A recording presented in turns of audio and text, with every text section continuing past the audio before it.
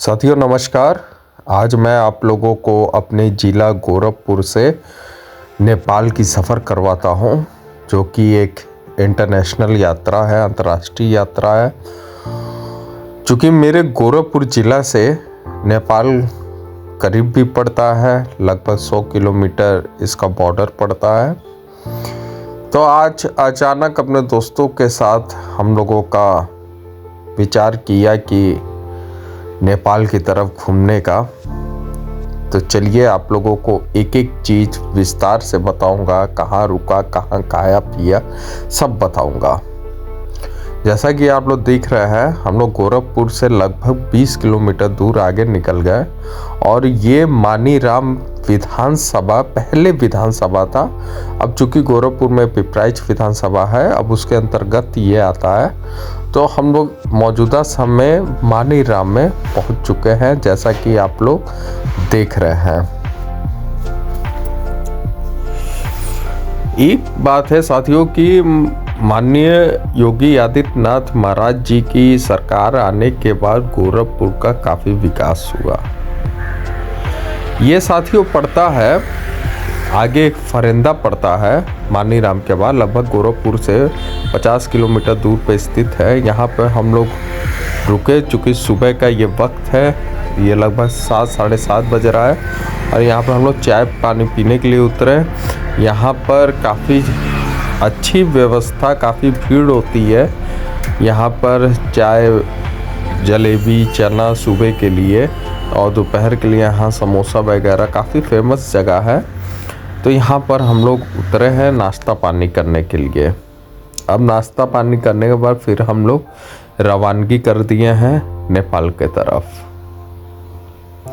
ये कहीं बीच में हम लोगों को सिंगल रोड मिल रहा था और कहीं हम लोगों को 4 लेंथ, मतलब कम जगह में सिंगल रोड थी। चूँकि अभी बन रहा है, लगभग 90% बन के तैयार हो गया है और 10% सिर्फ बाकी है। तो कहीं कहीं ये हम लोगों को सिंगल रोड भी देखने के लिए मिल रहा था। साथियों जैसे जैसे नेपाल के करीब हम लोग पहुँचेंगे, वैसे वैसे थोड़ा पिछड़ापन भी दिखाई देगा। ये एक कोल्हुई जगह है जो कि काफ़ी अच्छा बाज़ार यहाँ पर लगता है और लोकल लोगों के लिए यहाँ पे सब्जी की भी मार्केट काफ़ी बड़ी होती है, जो कि गोरखपुर ज़िले तक सप्लाई होती है। ये लगभग गोरखपुर ज़िले से 60 से 65 किलोमीटर दूरी पर स्थित है और यहाँ पर हम लोग पहुँच चुके हैं। जैसा ही देख रहे हैं, ये नौतनवा हम लोग पहुँच चुके हैं सुनौली बॉर्डर के करीब और यहाँ से लगभग 10 किलोमीटर तक लाइन लगी है ट्रक की। यहाँ पे प्रतिदिन जाम रहता है साथियों। जाम इसलिए रहता है क्योंकि बॉर्डर पे चेकिंग होती रहती है लगातार, तभी आवागमन, उधर से भी कोई गाड़ी आती है और इधर से कोई गाड़ी जाती है। बिना चेकिंग की कोई गाड़ी बॉर्डर पे क्रॉस नहीं कर पाती है, इसलिए हम लोग को मजबूरन उल्टे साइड से जाना पड़ रहा है, जैसा कि आप लोग देख सकते हैं।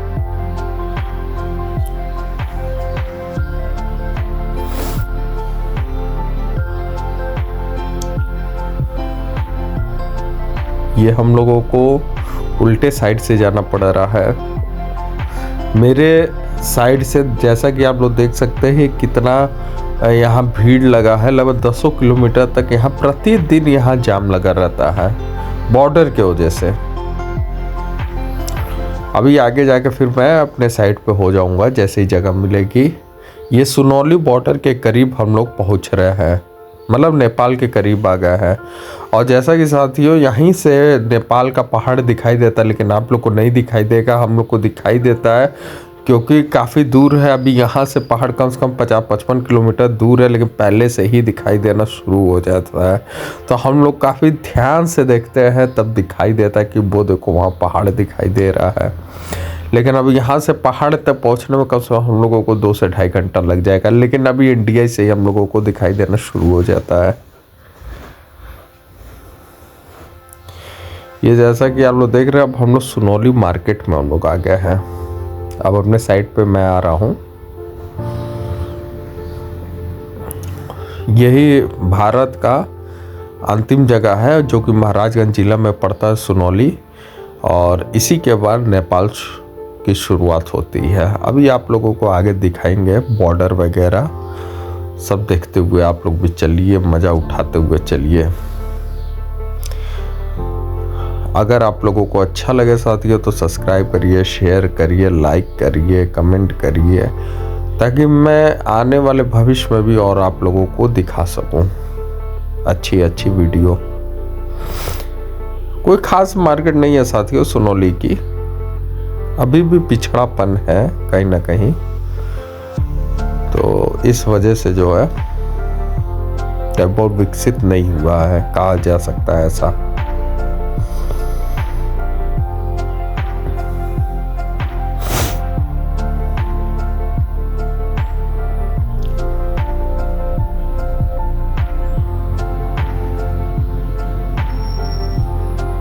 बस अब हम लोग आ चुके हैं बॉर्डर के करीब, और देखिए सामने ये बॉर्डर है। इधर से इंडिया का आप लोगों को तिरंगा दिखाई दे रहा है, और देखिए ट्रक वगैरह लगी हुई है। आगे जाम है, कहीं कहीं बीच में रुक जाती है गाड़ी, लग रहा है इसकी ट्रक खराब है। तब मैं आप लोगों को दिखाते हुए चलता हूँ आगे के बारे में।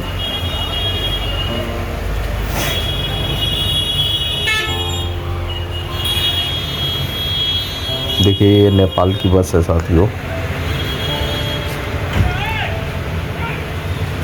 इंपोर्ट एक्सपोर्ट का बिजनेस बहुत होता है भारत और नेपाल से, क्योंकि भारत ही नेपाल को संभाल के रखा हुआ है। जैसा कि आप लोग देख सकते हैं,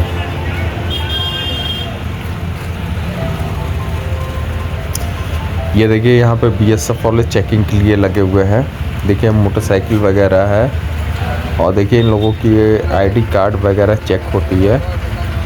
देखिए ये देखिए लोग दिखा रहे हैं अपनी अपनी ID कार्ड, चूँकि ये अंतर्राष्ट्रीय स्तर का मुद्दा है तो बिना जांच परख के जो है कि किसी को भी आवाजाही नहीं दिया जाता है। ऐसे हम लोग भी जब जाते हैं नेपाल की तरफ तो हम लोग की चेकिंग होती है।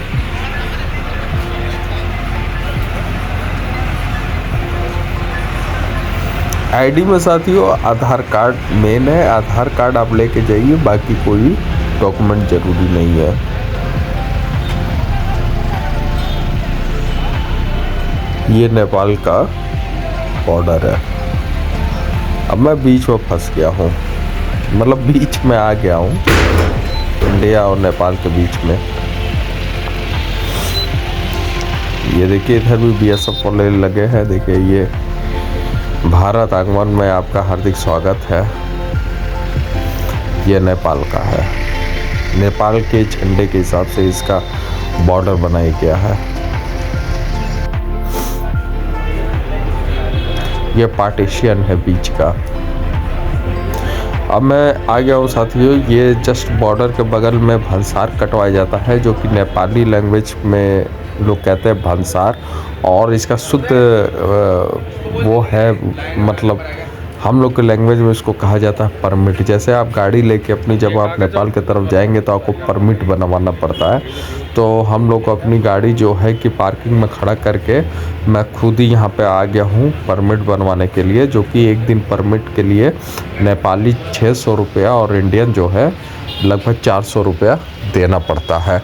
वो भी नेपाली करेंसी देना पड़ता है। बॉर्डर पे आके हम लोग को इंडियन पैसा जो है उसको चेंज करवा के नेपाली रुपया में लेना पड़ता है, तो नेपाली हम लोगों को देना पड़ता है। यहाँ पर सामने देखिए गाड़ी की पार्किंग वगैरह लगी है, वहीं पर अपनी गाड़ी हम लोग लगा के यहाँ पे है। लगभग यहाँ 20 से 25 मिनट लग जाता है, आधा घंटा मान लीजिए। तो साथियों अब हम लोग भंसार बनवाने के बाद फिर निकल पड़े नेपाल की तरफ। सामने पूरा पहाड़ दिखाई दे रहा है, लेकिन आप लोगों को नहीं दिखाई देगा क्योंकि ये कैमरा है और हम लोग को काफ़ी विस्तृत से ध्यान लगाना पड़ रहा है, तब दिखाई दे रहा है। ये नेपाल की रोड है साथियों, अभी शुरुआती रोड है। तो अब हम लोग अंदर की तरफ जा रहे हैं नेपाल में।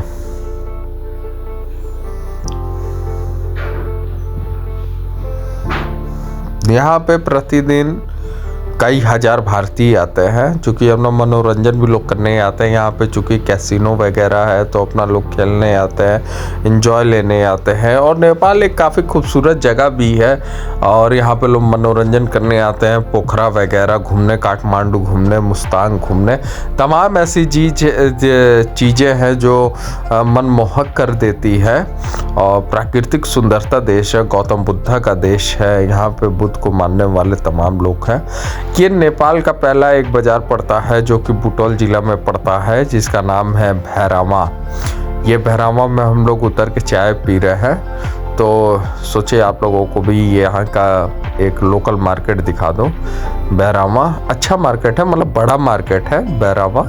और यहाँ पे भी शुरुआत होती है। और चूँकि हमारा एक मित्र का काम था अदालत में, तो यहाँ पे भी आ गए कि आप लोग दिखा रहे हैं कि यहाँ की अदालत कैसी होती है, कोर्ट कैसी होती है।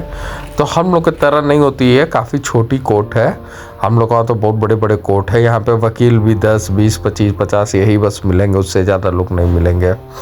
फिर हम लोग आ गए वहाँ से नेपाल। पूरे नेपाल का सबसे प्रसिद्ध मोमो की दुकान है जो हम लोगों के इंडिया में भी मिलता है, तो वो मोमो खाने आ गए। वास्तविकता हम लोग जब ये मोमो खाएं तो आज तक ऐसा मोमो मैं पूरे भारत में नहीं खाया हूँ।